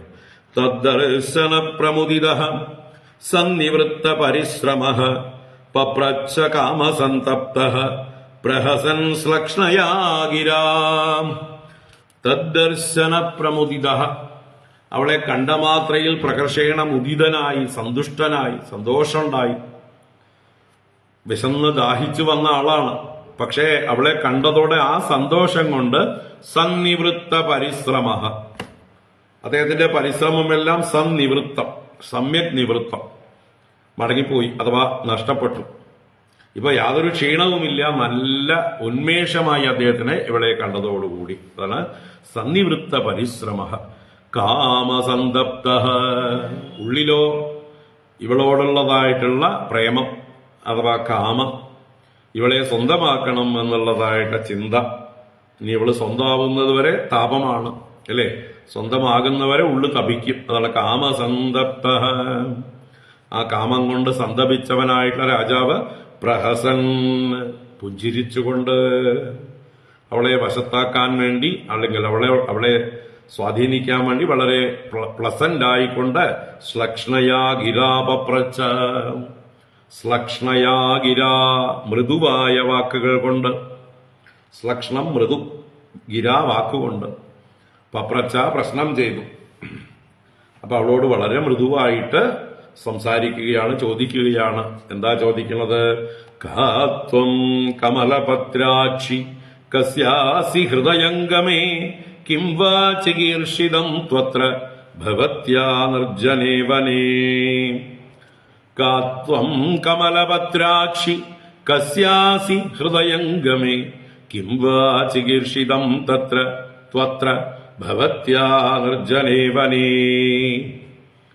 കാത്വം കമലപത്രാക്ഷി, നല്ല പേരാ വിളിക്കുന്നത്. കമലപത്രാക്ഷി, താമരദളം പോലെയുള്ള വികസിച്ച സുന്ദരമായ കണ്ണുകളോടുകൂടിയവളെ, ഹേ താമരക്കണ്ണി, കാത്വം, ഹൂ ആർ യു, നീ ആരാണ്? കസ്യാസി ഹൃദയംഗമേ, വീണ്ടും ഒരു നല്ല വാക്ക്, ഹൃദയംഗമേ, എന്റെ ഹൃദയത്തിലേക്ക് ഗമിച്ചിരിക്കുന്നവളെ, എന്റെ മനസ്സിനെ ഹരിച്ചിരിക്കുന്നവളെ, മനോഹരി. ഹേ സുന്ദരി, ത്വം കസ്യാസി, നീ ആരുടേതാണ്? നീ ആരുടെ മകളാണ്? അഥവാ നീ ആരുടെയെങ്കിലും ഭാര്യയായിട്ടുണ്ടോ എന്നൊക്കെയുള്ള ശങ്കയോട് ചോദിക്കുന്നു. കസ്യാസി അത്ര നിർജ്ജനേ വനേ ഭവത്യാ ചികീർഷിതം കിം. അത്ര ഇവിടെ ഈ നിർജ്ജനേ വനെ, ജനങ്ങളൊന്നുമില്ലാത്തതായിട്ടുള്ള ഈ വിജനമായിട്ടുള്ള ഈ വനത്തിൽ, ഭവത്യാഹ, നിനക്ക് എന്താ, കിം ചികീർഷിതം, എന്താ ഇവിടെ ചെയ്യാനുള്ളത്? എന്ത് ചെയ്യാനാ നീ ആഗ്രഹിക്കുന്നത്? അപ്പൊ നീ ആരുടേതാണ് താമരക്കണ്ണി? നീ മനോഹരിയാണ്. നീ ആരാണ്? നീ ആരുടേതാണ്? ഈ വനത്തിൽ, നിർജ്ജനമായ വനത്തിൽ നീ എന്ത് ചെയ്യാൻ ഉദ്ദേശിച്ചിട്ടാണ് വന്നിരിക്കണം ഒറ്റയ്ക്ക് ഇങ്ങനെ എന്ന് ചോദിക്കണം. കിംവാ ചികീർഷിതം ത്വത്ര ഭവത്യാ നിർജ്ജനേ വനേ വ്യക്തം രാജന്യതനയാം വേദ്മ്യഹം ത്വാം സുമധ്യമേ നഹി ചേതഃ പൗരവാണാം അധർമ്മേ രമതേ ക്വചിത്. വ്യക്തം രാജന്യതനയാം വേദ്മ്യഹം ത്വാം സുമധ്യമേ നഹി ചേതഃ പൗരവാണാം അധർമ്മേ രമതേ ക്വചിത്. ഹേ സുമധ്യമേ, ഇനിയും നല്ല നല്ല പേരുകൾ വിളിക്കണം. അല്ലയോ സുമധ്യമേ, സുഷ്ടുവായ മധ്യദേശത്തോടു കൂടിയവളെ, ചെറിയ അരക്കെട്ടോടു കൂടിയവളെ. ത്വാം രാജന്യതനയാം വ്യക്തം വേദ്മി, നിന്നെ ഞാൻ രാജകുമാരിയാണ്, രാജന്യതനയ എന്ന് പറഞ്ഞാൽ രാജാവിന്റെ മകൾ എന്ന് വ്യക്തം വേദ്മി, എനിക്ക് നിശ്ചയമായിട്ടും അറിയുന്നു.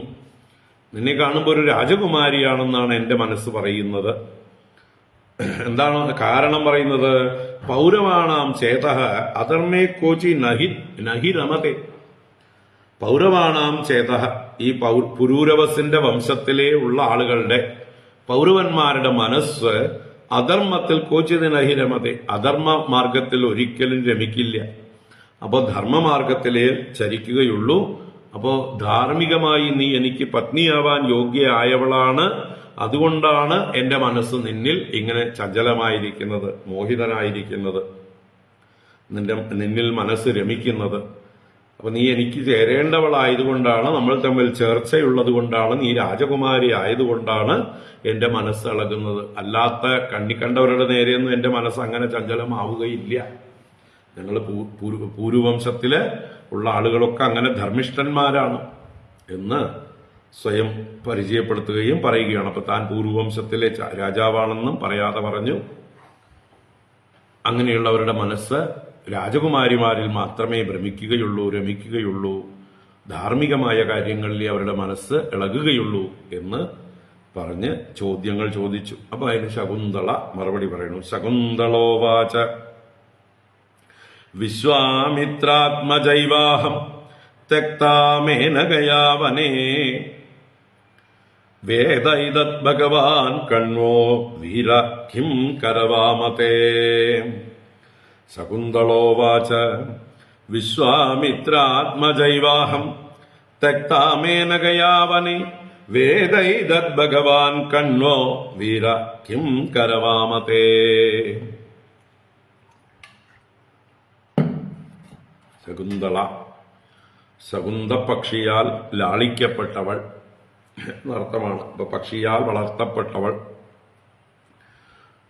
അപ്പോ ആ ശകുന്തള പറയാണ്, വിശ്വാമിത്രാത്മജാ ഏവ അഹം വിശ്വാമിത്രാത്മജാ ഏവ, ഞാൻ വിശ്വാമിത്ര മഹർഷിയുടെ പുത്രിയാകുന്നു, ആത്മജയാകുന്നു. മേനകയാ വനേ ത്യക്ത, എന്റെ അമ്മയായ മേനക എന്ന അപ്സരസിനാൽ വനത്തിൽ ഉപേക്ഷിക്കപ്പെട്ടവളായി. മേനകയാ വനേ ത്യക്ത. ഏതത് ഭഗവാൻ കണ്ണോ വേദൈതത് ഭഗവാൻ കണ്വഃ. ഇതിനെക്കുറിച്ച് ആ ഋഷിയായ കണ്ണു മഹർഷിക്ക്, അദ്ദേഹം സർവജ്ഞനാണ്, അദ്ദേഹത്തിന് എന്റെ ചരിത്രമെല്ലാം അറിയാം. അപ്പൊ കണ്ണു മഹർഷിക്ക് എന്റെ എല്ലാ ചരിത്രങ്ങളും അറിയാം. അദ്ദേഹം പറഞ്ഞിട്ടാണ് ഞാൻ മനസ്സിലാക്കിയിട്ടുള്ളത് എന്നും കൂടി താല്പര്യം.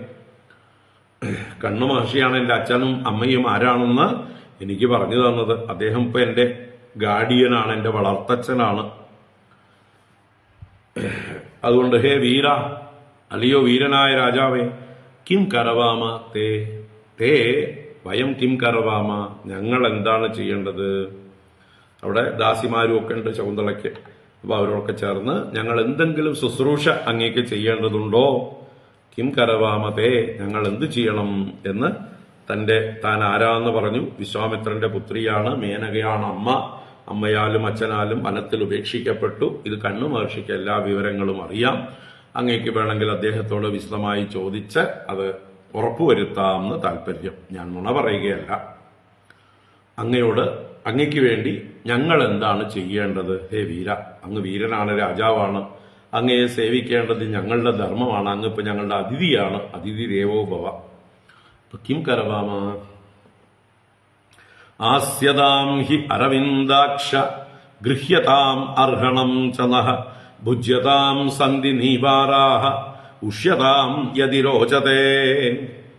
ആസ്യതാം ഹ്യരവിന്ദാക്ഷ ഗൃഹ്യതാമർഹണം ച നഃ ഭുജ്യതാം സന്ധി നീവാരാഹ ഉഷ്യതാം യതി രോചതേ.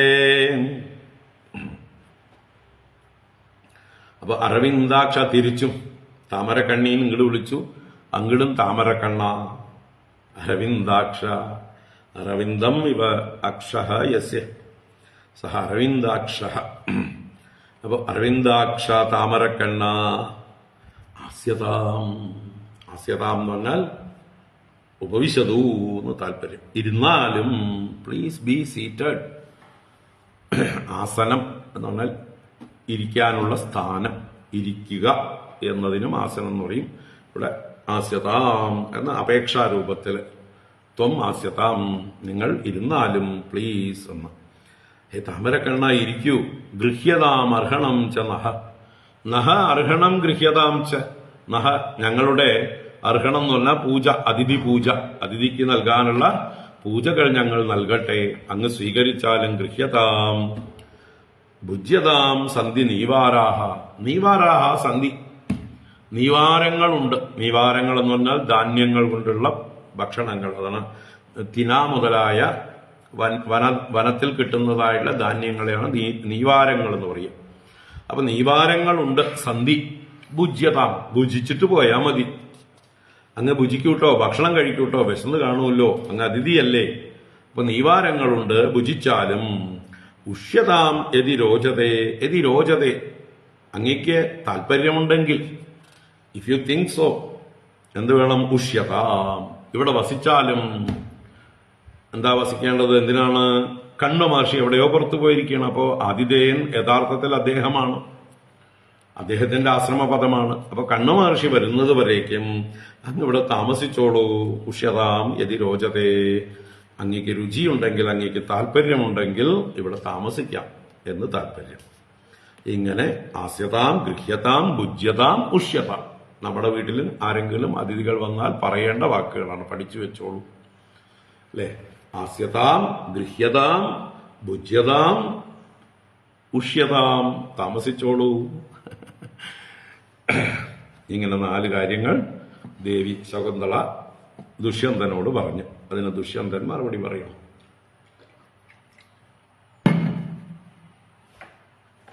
ദുഷ്യന്ത ഉവാച ഉപപന്നമിദം സുബ്രു ജാതായാഃ കുശികാന്വയേ സ്വയം ഹി വൃണുതേ രാജ്ഞാം കന്യകാ സദൃശം വരം. ദുഷ്യന്ത ഉവാച ഉപപന്നമിദം സുബ്രു ജാതായാഃ കുശികാന്വയേ സ്വയം ഹി വൃണുതേ രാജ്ഞാം കന്യകാ സദൃശം വരം.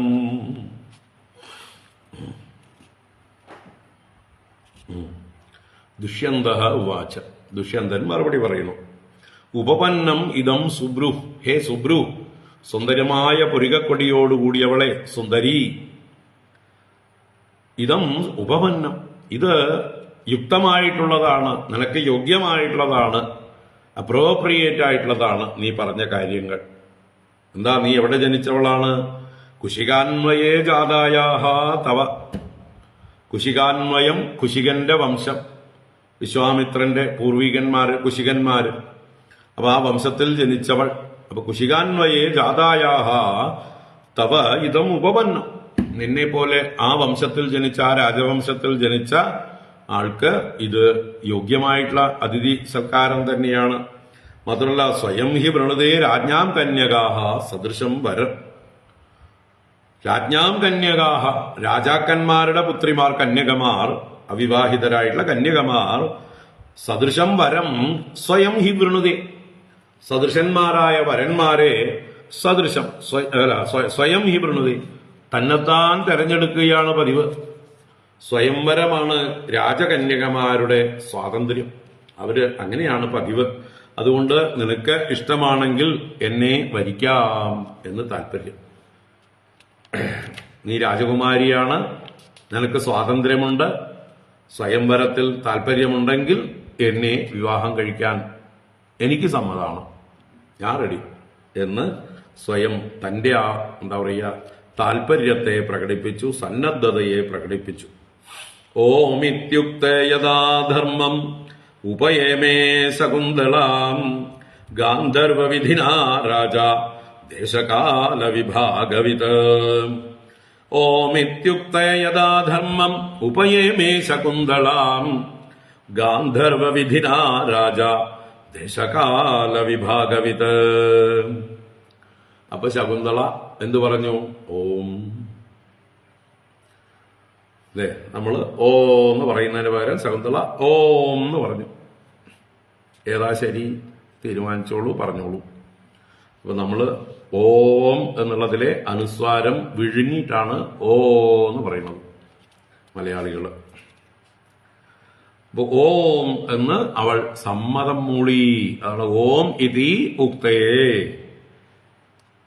ഇങ്ങനെ പറഞ്ഞപ്പോൾ ദേശകാല വിഭാഗവിത് രാജ, ദേശം കാലം മുതലായ കാര്യങ്ങളെക്കുറിച്ച് നല്ല ബോധമുള്ളവനായ രാജ അവളെ എന്ത് ചെയ്തു? ശകുന്തളാം ഉപയേമേ യഥാധർമ്മം, ധാർമ്മികമായി ധർമ്മപ്രകാരം തന്നെ ശകുന്തളയെ ഉപയമിച്ചു. ഉപയമിക്കുക, വിവാഹം കഴിക്കുക.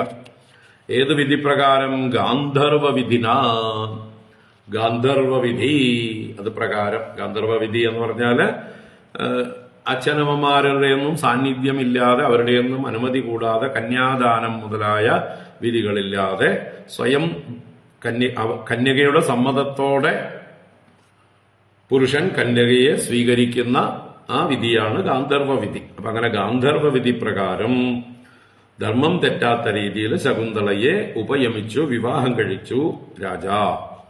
ദേശകാല വിഭാഗവിത്ത്. അപ്പൊ ഇപ്പോഴത്തെ ദേശത്തിനും കാലത്തിനും ഒക്കെ അനുസരിച്ച്, സാഹചര്യത്തിനനുസരിച്ച് ഏത് രീതിയിലാണ് ആ പാണിഗ്രഹണം ചെയ്യേണ്ടത് വെച്ചാൽ അത് ചെയ്തു, വിവാഹം കഴിച്ചു എന്നർത്ഥം. അമോഘവീര്യോ രാജർഷി മഹിഷ്യാം വീര്യമാദധേ ശോഭൂതേ സ്വപുരം യാതഃ കാലേനാസൂദസാസുതം. അമോഘവീര്യോ രാജർഷി മഹിഷ്യാം വീര്യമാദധേ ശോഭൂ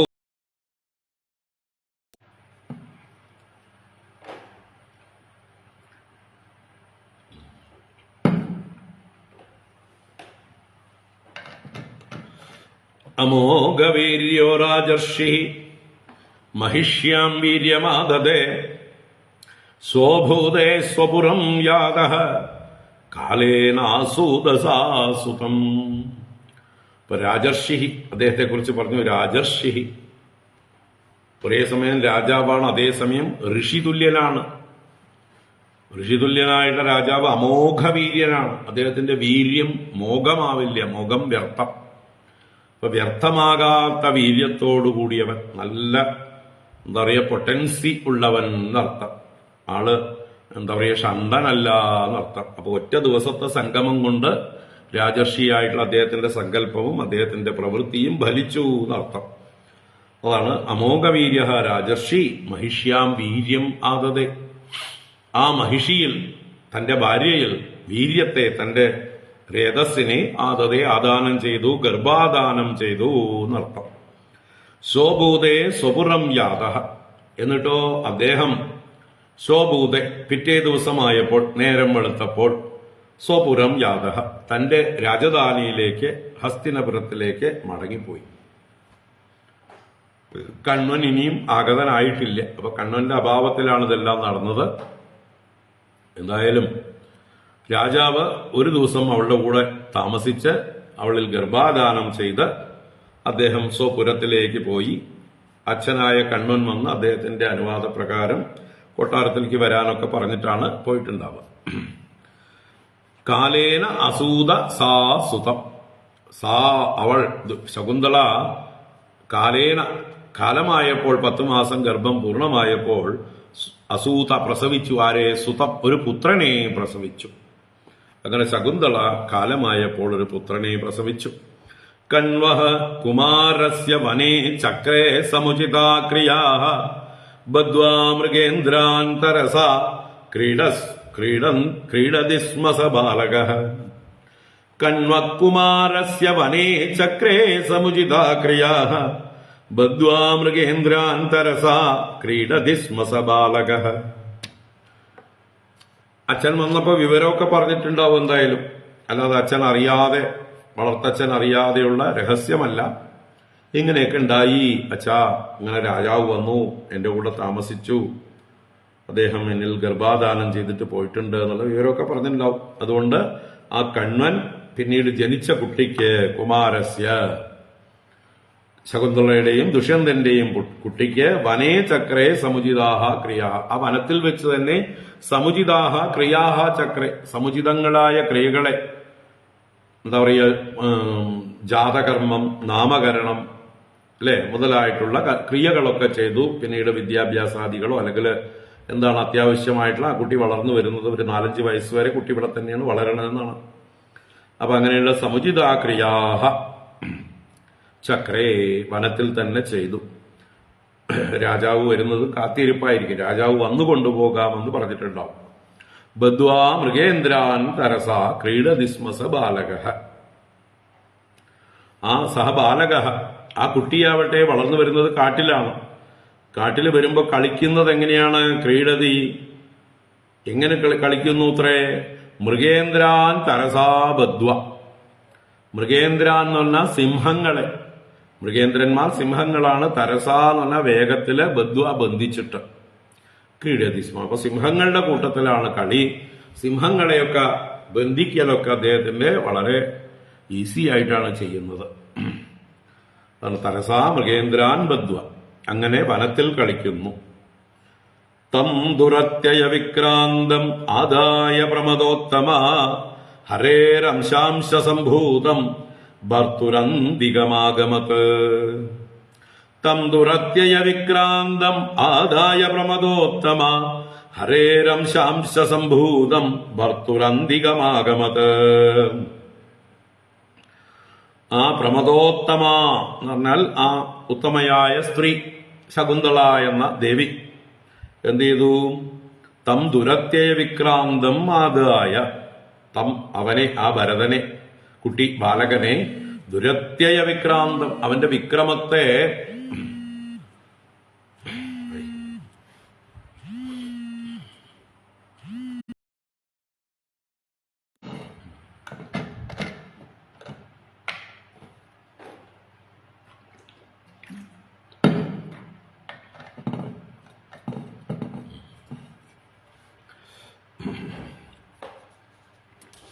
തം ദുരത്യേ വിക്രാന്തം ആദായ പ്രമദോത്തമ. ആ ശകുന്തള എന്ന സ്ത്രീരത്നം ആ ദുരത്യമായ വിക്രാന്തത്തോടുകൂടിയ, വിക്രമം പരാക്രമം, ദുരത്യയം ആർക്കും തരണം ചെയ്യാൻ പറ്റാത്തവൻ, എതിർക്കാൻ പറ്റാത്തവൻ, ജയിക്കാൻ പറ്റാത്തവൻ എന്നൊക്കെ അർത്ഥം. അങ്ങനെയുള്ള ശക്തനായ ആ കുട്ടിയെയും എടുത്തുകൊണ്ട്, ആദായ അവനെയും കൂട്ടിക്കൊണ്ട് എവിടേക്ക് ചെന്നു? ഭർത്തുഹു അന്തികം ആഗമത്. ഭർത്താവിന്റെ സമീപത്തേക്ക് ആഗമിച്ചു, രാജകൊട്ടാരത്തിലേക്ക് ചെന്നു. അപ്പൊ ഈ മകനെ കുറിച്ച് വേറൊരു വിശേഷണം കൂടി പറഞ്ഞു. ദുരത്തെ വിക്രാന്തം എന്ന് പറഞ്ഞതിന്റെ കൂട്ടത്തില് ഹരേരംശാംശ സംഭൂതം, ഹരിയുടെ അംശാംശത്തിൽ നിന്ന് സംഭവിച്ചവൻ. ഭഗവാന്റെ ഒരു വിഭൂതിയാണ് ഈ ഭരതൻ. രാജർഷി മധ്യത്തിൽ ഭരതനെ പോലെ എന്ന് ഭഗവാൻ ചിലടത്തൊക്കെ പറഞ്ഞിട്ടുണ്ട്. അപ്പൊ ഹരേഹേ അംശാംശ സംഭൂതം, ഹരിയുടെ അംശാംശത്തിൽ നിന്ന് സംഭവിച്ചവനായ ഭരതൻ. അതിന്റെ ചിഹ്നങ്ങളൊക്കെ ഈ ഭരതന്റെ ശരീരത്തിൽ, കാലിലൊക്കെ ഉണ്ട്. വൈഷ്ണവ ചിഹ്നങ്ങളൊക്കെ ഉള്ളവനാണ്, ലക്ഷണങ്ങളൊക്കെ തികഞ്ഞവനാണ് ഈ ഭരത ചക്രവർത്തിയായി വരുന്നത്. അപ്പോ അദ്ദേഹത്തെയും കൂട്ടിക്കൊണ്ട് ഭർത്തുഹു അന്തികം ആഗമത്. എന്നിട്ടോ യഥാ നജഗൃഹേ രാജ ഭാര്യാപുത്രൗ അനിന്ദിതൗ ശൃണ്വതാം സർവഭൂതാനാം ഖേവാഗ് ആഹ അശരീരിണീ. യഥാ നജഗൃഹേ രാജ ഭാര്യാപുത്രൗ അനിന്ദിതൗ ശൃണ്വതാം സർവഭൂതാനാം ഖേവാഗ് ആഹ അശരീരിണീ. യഥാ എപ്പോഴാണോ നജഗൃഹേ സ്വീകരിച്ചില്ല ആര്? രാജാവ്. ആരെ? ഭാര്യാപുത്രൗ, തന്റെ ഭാര്യയെയും പുത്രനെയും രാജാവ് എപ്പോഴാണോ സ്വീകരിക്കാതിരുന്നത്? അവരെങ്ങനെയുള്ളവരാണ്? അനിന്ദിതൗ, യാതൊരു ദോഷവുമില്ലാത്തവർ, ആരാലും നിന്ദിക്കപ്പെടാൻ പാടില്ലാത്തവർ. അങ്ങനെ ദോഷരഹിതരായ ഭാര്യാപുത്രന്മാരെ രാജാവ് എപ്പോൾ സ്വീകരിച്ചില്ലയോ അപ്പോൾ എന്തുണ്ടായി? ശൃണ്വതാം സർവഭൂതാനാം ഖേ വാക്ക് ആഹ അശരീരിണീ. സർവഭൂതാനാം ശൃണ്വതാം സദാ, അവിടെയുള്ള എല്ലാവരും കേട്ടു നിൽക്കേ, സർവഭൂതങ്ങളും ശ്രവിച്ചുകൊണ്ട് നിൽക്കേ. ഖേ വാക്ക് ആഹ അശരീരിണി. അശരീരിണി, ശരീരമില്ലാത്തതായിട്ടുള്ള ഖേ ആകാശേ, വാക്ക് അശരീരിണി, വാക്ക് ശരീരമില്ലാത്ത വാക്ക്. ആരാണ് ഉടമസ്ഥൻ എന്നറിയില്ല, അപ്പൊ ദൈവവാക്കാണത്. അപ്പോ ഖേ ആകാശേ ആഹ പറഞ്ഞു. അപ്പൊ ഇങ്ങനെ ശരീരമില്ലാത്ത അശരീരി ശബ്ദം വാക്ക് ആകാശത്ത് ശ്രവിച്ചു എന്നർത്ഥം. കേട്ടു, എല്ലാവരും കേൾക്കെ. എന്താ പറഞ്ഞത്? മാതാ വസ്ത്രാപിതുഃ പുത്രോ യേന ജാതസ്സയേവ സഹ ഭരസ്വപുത്രം ദുഷ്യന്ത മാവമംസ്ഥാ ശകുന്തളാം. മാതാ വസ്ത്രാ പിതുഃ പുത്രോ യേന ജാതസ്സയേവ സഹ ഭരസ്വപുത്രം ദുഷ്യന്ത മാവമംസ്ഥാ ശകുന്തളാം.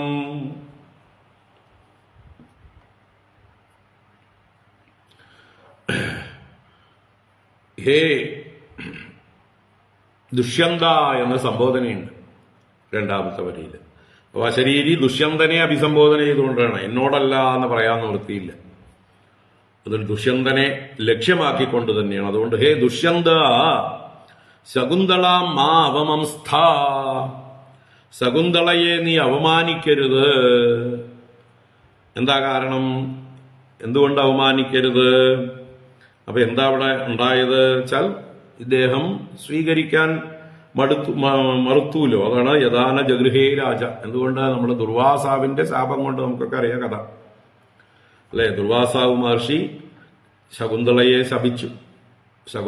എപ്പോഴോ ദുർവാസാവ് മഹർഷി കണ്വാശ്രമത്തിൽ വന്നപ്പോ ശകുന്തള തന്റെ ഭർത്താവിനെ ചിന്തിച്ചുകൊണ്ടിരിക്കുകയായിരുന്നു, മനോരഥത്തിലായിരുന്നു. ദുർവാസാവ് വന്നതറിഞ്ഞില്ല, അദ്ദേഹത്തിന് ചെയ്യേണ്ട മര്യാദകളൊന്നും ചെയ്തില്ല. അപ്പൊ അദ്ദേഹം ക്ഷിപ്രകോപിയാണ്. അദ്ദേഹം ഇങ്ങനെ പറഞ്ഞു. എന്താ പറഞ്ഞ്? വേണ്ട അതിഥി സൽക്കാരം ചെയ്യാത്ത ആശ്രമകന്യകയായ നീ ഏതൊരുവനെ സ്മരിച്ചുകൊണ്ടിരിക്കുന്നുവോ അവൻ നിന്നെ മറന്നു പോകട്ടെ എന്ന് പറഞ്ഞു. അങ്ങനെയാണ് ദുഷ്യന്തൻ മറന്നുപോയത്. ഇനിയിപ്പോ അടയാളമായിട്ടൊരു മോതിരം കൊടുത്തിരുന്നു ദുഷ്യന്തൻ, അതും നഷ്ടപ്പെട്ടു പോയി അല്ലെ. കഥയൊക്കെ നമുക്കറിയാം. അപ്പൊ അങ്ങനെ ദുഷ്യന്തൻ മറക്കാനുള്ള കാരണം ദുർവാസാവിന്റെ ശാപം. അതുപോലെ ആ മോതിരം അടയാളം അഭിജ്ഞാന ശാകുന്തളം. അഭിജ്ഞ എന്ന് പറഞ്ഞാൽ അടയാളമാണ്. അപ്പൊ അഭിജ്ഞ നഷ്ടപ്പെട്ടു പോയി. അതുകൊണ്ട് ഇത് തനിക്ക് അറിയില്ല ഇവളെ എന്ന മട്ടില്, ആരോ ആണ് എന്ന മട്ടില് നിരാകരിച്ചു. അപ്പോഴാണ് ഇവിടെ പറയുന്നത് ശകുന്തളയെ അപമാനിക്കരുത് ദുഷ്യന്ത. കാരണം മാതാ വസ്ത്ര, മാതാവ് വെറും പാത്രം മാത്രമാണ്. വസ്ത്രം എന്ന് പറഞ്ഞാല് തോൽ കൊണ്ടുള്ള പാത്രത്തിനാണ് വസ്ത്രം എന്ന് പറയുക. ഇവിടെ മാതാ വസ്ത്ര എന്ന സ്ത്രീലിംഗ ശബ്ദം. മാതാവ് വെറും ഒരു തോൽപാത്രമാണ്. പിന്നെയോ പിതുഹു പുത്ര, പുത്രൻ പിതാവിൻ്റെതാണ്, അച്ഛൻ്റെതാണ് കുട്ടി.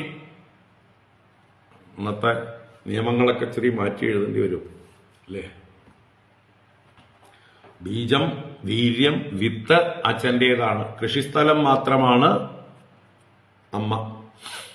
അപ്പോൾ ആരാണോ വിത്ത് വിതച്ചത് അവരുടേതാണ് എന്നുള്ള ന്യായം ഒരു കൂട്ടർക്ക്. മറ്റൊരു കൂട്ടർക്ക് ആരുടേതാണോ കൃഷിസ്ഥലം അവരുടേതാണ്. അവിടെ ഉണ്ടായ ചെടി അല്ലേ, അവിടെ ഉണ്ടായ വിള. എന്തായാലും ഇവിടെ പഴയ ന്യായം പറയണു പിതുഹു പുത്ര, പിതാവിൻ്റെതാണ് പുത്രൻ. ഏന ജാത സയേവ സഹ, യാതൊരുവൻ നിമിത്തം ജനിച്ചുവോ. ഏന ജാത, നീ കാരണമാണ് അവൻ ജനിച്ചിരിക്കുന്നത്. സയേവ സഹ, അതുകൊണ്ട് നീ തന്നെയാണ് അവൻ. പിതാവൈ പുത്രനാമാസി എന്നുള്ള വേദമന്ത്രം. പിതാവ് തന്നെയാണ് പുത്രരൂപത്തിൽ അവതരിക്കുന്നത്. സയേവ സഹ ഏന ജാത, അതുകൊണ്ട് ഭരസ്വപുത്രം, പുത്രം ഭരസ്വ, പുത്രനെ വഹിച്ചാലും. ഭരസ്വ എന്ന് പറഞ്ഞാൽ ത്വം ഭരസ്വ, ത്വം വഹസ്വ. ഭരിക്കുക എന്ന് പറഞ്ഞാൽ വഹിക്കുകയാണ്. അപ്പൊ നീ പുത്രന്റെ ഭാരം ഏറ്റെടുത്താലും നീയാണ് ഇനി പുത്രനെ ഭരിക്കേണ്ടത്, അഥവാ വളർത്തേണ്ടത്, അവന്റെ ഭാരം വഹിക്കേണ്ടത്. You have to take the responsibility എന്നർത്ഥം. പുത്രം ഭരസ്വ, നീ ശകുന്തളയെ നിന്ദിക്കരുത്, അപമാനിക്കരുത് ദുഷ്യന്ത എന്ന് അശരീരി ഉണ്ടായി. മാതാ വസ്ത്രാപിതുഃ പുത്രോ യേന ജാതസ്സയേവ സഹ ഭരസ്വപുത്രം ദുഷ്യന്ത മാവമംസ്ഥാ ശകുന്തളാം. രേതോഗാഃ പുത്രോ നയതി നരദേവ യമക്ഷയാത് ത്വം ചാസ്യ ധാതാ ഗർഭസ്യ സത്യമാഹ ശകുന്തളാം.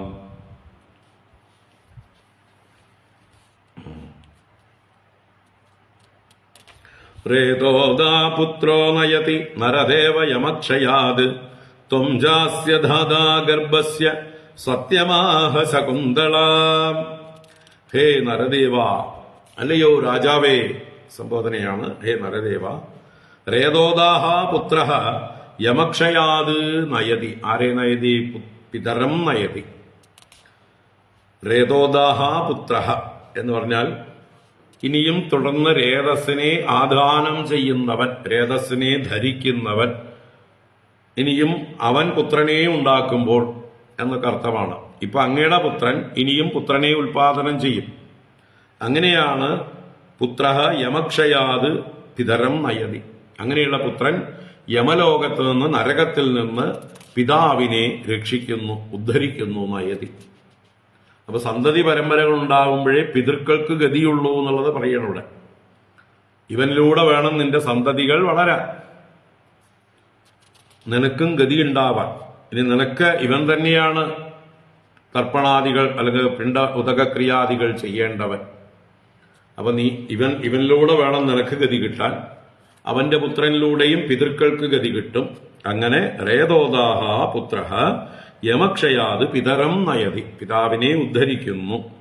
അതുകൊണ്ട് അസ്യ ഗർഭസ്യ ദാതാത്വം ച, ഈ ഗർഭത്തിന്റെ ദാതാവ് നീ തന്നെയാണ്.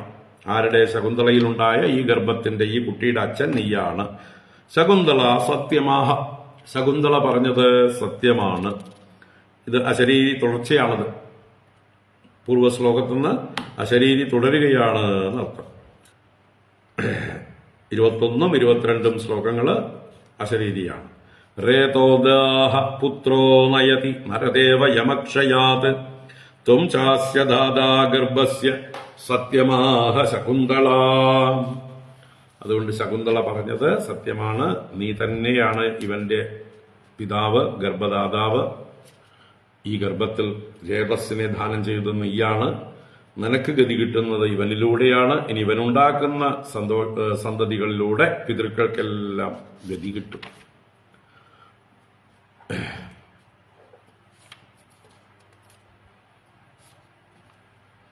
അങ്ങനെ ഏറ്റെടുത്തു കഥ. പിന്നീട് എന്താ പറയുക, പിന്നീട് ഷോർട്ട് ഇതായിട്ട് പോവാണ്, ചാടിപ്പോവാണ്. പിതര്യുപരതേ സോപി ചക്രവർത്തി മഹായശാഃ മഹിമാഗീയതേ തസ്യ ഹരേരംശഭുവോ ഭുവി. പിതര്യുപരതേ സോപി ചക്രവർത്തി മഹായശാഃ മഹിമാഗീയതേ തസ്യ ഹരേരംശഭുവോ ഭുവി. പിതരി ഉപരതേ, പിതാവ് ഉപരമിച്ചപ്പോൾ എന്ന് വെച്ചാൽ പിതാവായ ദുഷ്യന്തൻ മരിച്ചപ്പോൾ എന്നർത്ഥം. അദ്ദേഹം ഗതി പ്രാപിച്ചപ്പോൾ സോപി സഹ അപി ഭരതഃ അപി, ദുഷ്യന്തസ്യ പുത്രഃ അപി ചക്രവർത്തി മഹായശാഃ, മഹായശസ്വിയായ ചക്രവർത്തിയായി ഭവിച്ചു. ഭരത ചക്രവർത്തിയായി ഭവിച്ചു. തസ്യ മഹിമാ ഗീയതേ, അവന്റെ മഹിമ എല്ലായിടത്തും ഗാനം ചെയ്യപ്പെടുന്നു. ഭുവി ഗീയത്തെ, അവൻ ആരാണ്? ഹരേഹേ അംശഭുവഃ, ഹരിയുടെ അംശത്തിൽ നിന്നും ഭവിച്ചതായിട്ടുള്ള അവന്റെ മഹിമ ഭുവി ഗീയത്തെ, ഭൂമിയിൽ എല്ലായിടത്തും ഗാനം ചെയ്യപ്പെടുന്നു. അപ്പൊ അത്രയും പ്രശസ്തനായിട്ടുള്ള ആളാണ് ഈ ഭരത ചക്രവർത്തി എന്ന് പറയുകയാണ്. ഇനി ആ ഭരതന്റെ എന്താ പറയുക, വിഷ്ണുവിന്റെ അംശമായി ജനിച്ചതാണ് എന്നുള്ളത് കൊണ്ട് അദ്ദേഹത്തിന്റെ ശരീരത്തിലുള്ള അടയാളങ്ങളെക്കുറിച്ചും മറ്റുമൊക്കെ സൂചിപ്പിക്കുകയാണ്. ചക്രം ദക്ഷിണഹസ്തസ്യ പത്മകോശോസ്യ പാദയോഃ ഈജേ മഹാഭിഷേകേണ സോഭിഷിക്തോ അധിരാട് വിഭുഃ പഞ്ചപഞ്ചാശതാമേദ്യൈഃ ഗംഗായാം അനുവാജിഭിഃ മാമതേയം പുരോധായ യമുനായാം അനുപ്രഭുഃ അഷ്ടസപ്തതിമേദ്യാശ്വാൻ ബബന്ധ പ്രദദത് വസു. ചക്രം ദക്ഷിണഹസ്തസ്യ പത്മകോശോസ്യ പാദയോഃ ഈജേ മഹാഭിഷേകേന സോഭിഷിക്തോ അധിരാട് വിഭുഃ പഞ്ചപഞ്ചാശതാമേദ്യൈഃ ഗംഗായാം അനുവാജിഭിഃ മാമതേയം പുരോധായ യമുനായാമനുപ്രഭുഃ അഷ്ടസപ്തതിമേദ്യാശ്വാൻ ബബന്ധ പ്രദദത്വസു. അപ്പോ ഹരിയുടെ അംശാവതാരമാണ് എന്നുള്ളതിന്റെ ലക്ഷണം പറയണ ആദ്യത്തെ വരിയില്. അസ്യ ദക്ഷിണഹസ്തേ ചക്രം. അസ്യ അവന്റെ ദക്ഷിണഹസ്തേ വലത് കൈയില് ചക്രം. ചക്രം എന്ന് പറഞ്ഞാൽ ചക്രരേഖ എന്നർത്ഥം. അല്ലാതെ സുദർശന ചക്രം കയ്യിൽ എത്തിയിട്ടുണ്ട് എന്നുള്ളതല്ല. കയ്യില് രേഖകളിൽ ചക്രരേഖ എന്ന് പറയുന്ന രേഖ ഉണ്ടായിരുന്നു. അപ്പോൾ വൈഷ്ണവ ചിഹ്നമാണ് ചക്രരേഖ വലത് കയ്യിൽ ഉണ്ടായിരുന്നു. അസ്യ ദക്ഷിണഹസ്തേ ചക്രം.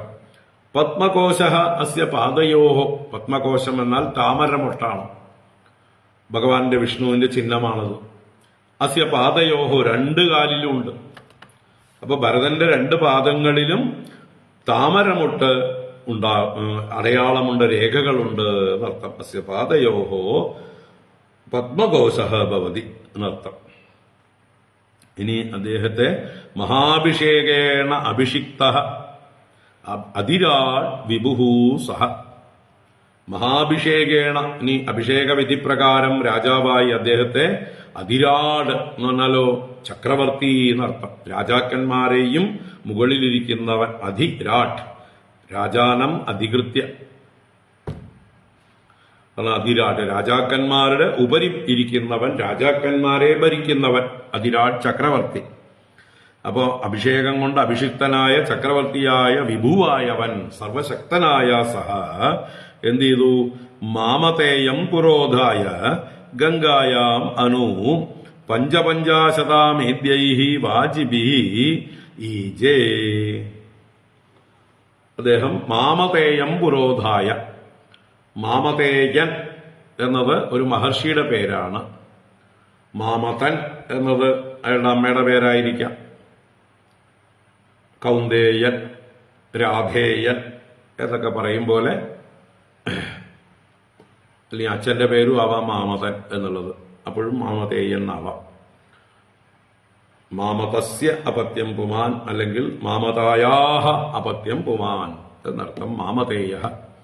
എന്തായാലും മാമതേയൻ എന്നുള്ളൊരു ഋഷി അദ്ദേഹത്തെ പുരോധായ മുമ്പിൽ നിർത്തിയിട്ട് എന്ന് പറഞ്ഞാൽ പുരോഹിതനാക്കിയിട്ട്, മാമതേയനെ പുരോഹിതനാക്കിക്കൊണ്ട് ഗംഗായാം അനു, ആ ഗംഗയുടെ തീരത്ത് അനുലോമ മാർഗത്തില് പഞ്ചപഞ്ചാശതാമേദ്യൈഃ വാജിഭിഃ ഈജേ. പഞ്ചപഞ്ചാശത്ത് എന്നാൽ 5 പഞ്ചാശത്ത് 50. അപ്പൊ 55 എന്ന് സൂചിപ്പിക്കുകയാണ്. 55 മേദ്യങ്ങളും വാജികളും എന്ന് പറഞ്ഞാല് മേദ്യൈഹി വാജിഭിഹി. വാജികളെ വിശേഷിപ്പിച്ചതാണ് മേദ്യം. പൂജിക്കാൻ അർഹരായ കുതിരകളെ കൊണ്ട്, ശുദ്ധമായ കുതിരകളെ കൊണ്ട് അശ്വമേധയാഗം ചെയ്തു എന്ന് പറയണം. 55 അശ്വമേധയാഗം ചെയ്തു എന്ന് പറയണം. ഈജേ പൂജിച്ചു. അങ്ങനെയുള്ള പ്രഭുവായ അദ്ദേഹം പ്രഭു യമുനായാം അനു. ഗംഗാതീരത്ത് 55 യജ്ഞങ്ങളും അശ്വമേധങ്ങളും. യമുനായാം അനു, യമുനയുടെ തീരത്ത് അഷ്ടസപ്തതി മേദ്യാശ്വ. സപ്തതി 70, അഷ്ടസപ്തതി 78.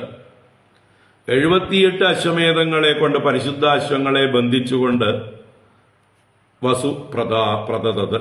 പ്രകർഷേണ വസു ധനത്തെ ദാനം ചെയ്തു എന്നുവെച്ചാൽ അശ്വമേധയാഗം ചെയ്തു. അപ്പൊ 55ഉം 78ഉം 133 അശ്വമേധയാഗം ചെയ്തു. അപ്പൊ ഇന്ദ്രനേക്കാൾ കേമനായി കഴിഞ്ഞു.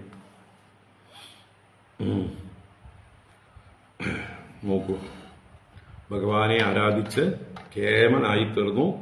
ഒരു ഭാഗത്ത് 55, ഗംഗാതീരത്ത് 55 അശ്വമേധങ്ങൾ, യമുനാതീരത്ത് 78 അശ്വമേധങ്ങൾ കൊണ്ട് ഭരതൻ ഈശ്വരനെ, ഭഗവാനെ, ഹരിയെ ആരാധിച്ചു.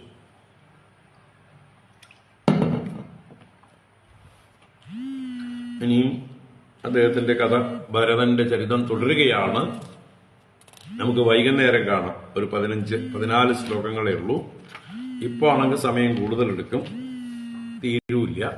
1 മണി കഴിയും. അപ്പൊ പിന്നെ വൈകുന്നേരത്തേക്ക് ഇരിക്കട്ടെ. നമുക്ക് 6:30 കാണാം. ഹരി ഓം. വൈകുന്നേരം തുടരും. ഓം കായേന വാചാ മനസേന്ദ്രിയൈർവാ ബുദ്ധ്യാത്മനാ വാ പ്രകൃതേ സ്വഭാവാത് കരോമി യദ്യത് സകലം പരസ്മൈ നാരായണായേതി സമർപ്പയാമി. ഓം ശാന്തി ശാന്തി ശാന്തി. ഹരി ഓം ശ്രീ ഗുരുഭ്യോ നമഃ. ഹരി ഓം നാരായണ. ഹരി ഓം. എല്ലാവർക്കും ശുഭദിനം. വൈകുന്നേരം 6:00 നോക്കാൻ. നാരായണ. ഹരി ഓം.